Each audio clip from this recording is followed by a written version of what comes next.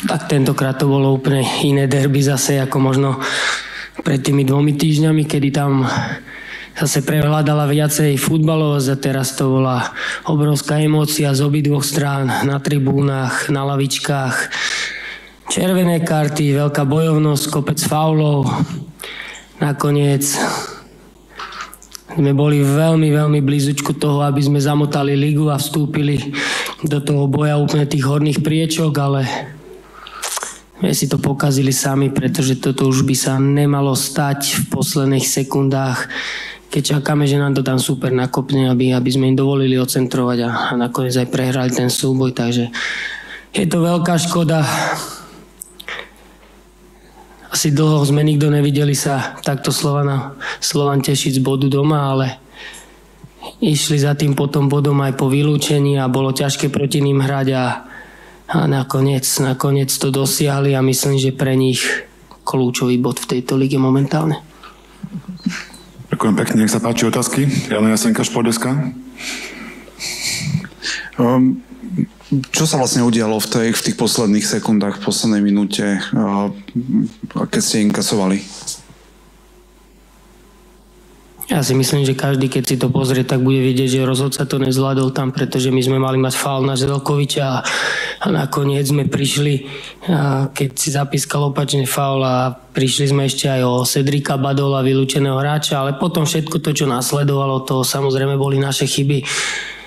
Takže tam bez výhovoriek jednoznačne čakali sme dlhý nákop do 16, ktorý aj asi pravdepodobne pri tej diagonálnej lopte mal prísť, ale trochu zle ten hráč, neviem, kto to tam stoper trafil a prišlo to k Marčelimu, ktorý si to zobral prvým dotykom na pravú nohu, Libor Holík sa nám trošku šmykol a z tej pozície sa veľmi ťažko bránia tie centry a bol to výborný center a výborný nábeh tých hráčov a potom aj z toho rozhodujúci gól, že ten súboj sme tam prehrali. Ale hovorím, že tam nemalo prísť už vôbec k tomu centru. V tom prvom polčase ten mal taký záver, že prišlo k vylúčeniu Vlada Vajsa mladšieho, potom veľmi pekný gól Želkoviča na 1-0. Tak čo ste si povedali v kabíne cez polčas, lebo aspoň z môjho hľadiska v tom druhom polčase mi prišlo, že ste hrali možno až príliš defenzívne, ako keby ste držali ten výsledok.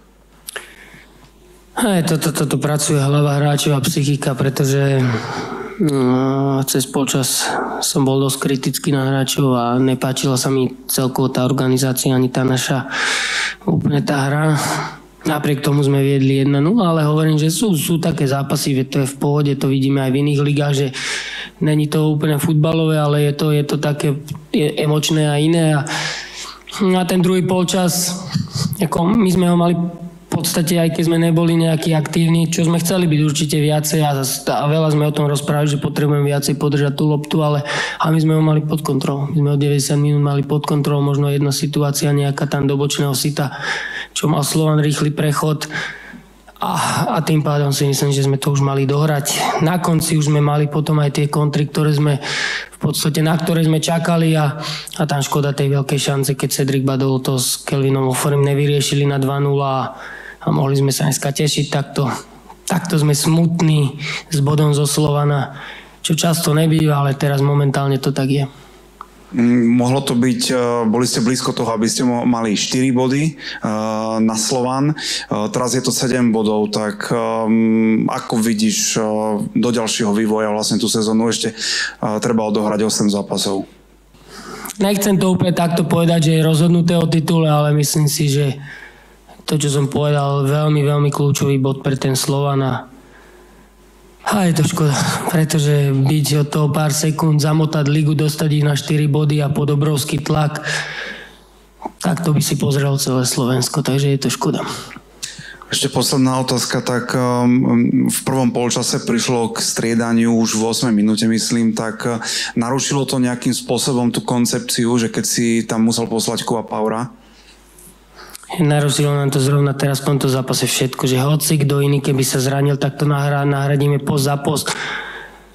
A teraz všetko, čo sme trénovali, v podstate nám padlo a celý ten potom aj priebeh toho zápasu, že Mi to tam nevychádzalo úplne systémovo, typologicky a stále som tam niečo vymýšľal, aj cez polčas som rozmýšľal striedanie, ale nesedelo mi to tam, jedine čo sme prehodili potom bol Kratochvíľ s Paurom, pretože Kubo Paur už v podstate nám hral tak ako keby defenzívnu šesku, ten prvý celý polčas a nechcel som zasahovať, že pokiaľ sa niečo takéto stane a ste pripravení nejak systémovo, tak nech je to tá jedna zmena a nech to není, že to celé poposúvam, ale hovorím, mal som veľa myšlienok druhý polčas a vždy mi to nesedelo, že v tomto zrovna zápase to tak vyšlo, že toto jedno striedanie nám narušilo strašne veľa na ďalších krokov, na ktoré sme boli nejaký plán B a C pripravení.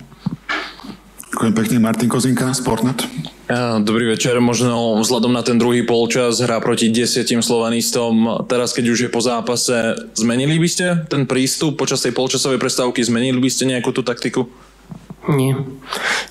Tam to bolo všetko jasné, ale toto bolo potom o takej, hovorím o hlave, strašne veľa tam hlava pracuje a samozrejme aj o kvalite, pretože Slovan nemal čo stratiť, šlapol do toho a toto cítite, že aj dneska keď boli o jedného manažera, jak výborne hrali a my sme mali ten tretí zápas a niektorí hráči boli takí neboli úplne takí fresh, jak by sme si možno predstavovali, ale toto nebolo, si myslím, že úplne, že o taktike, skôr to bolo o takom tom, že vy v podvedomí bránite ten výsledok a Slovan zase do toho šlapne, pretože už nič inému neostáva prakticky, lebo on hral kľúčový zápas o majstra v podstate teraz, lebo keby ho prehral, tak hovorím, že veľa vecí sa v tej lige mení a možno také, na ktoré Slovan úplne nie je zvyknutý, aj keď jeden ročník tu bol, keď Dunajská Streda takto na nich tlačila, ale hovorím, že tam pracuje tá hlava hráčov a tam sa viacej sústredili až moc niekedy na tú defenzívu. Slovan vlastne prišiel o svojho kapitána už v prvom polčase. Kenan Bajriš pred malou chvíľou rozprával, že ich to akoby motivovalo. Možno z vašej strany, ako ste vnímali to vylúčenie, pomohlo vám to?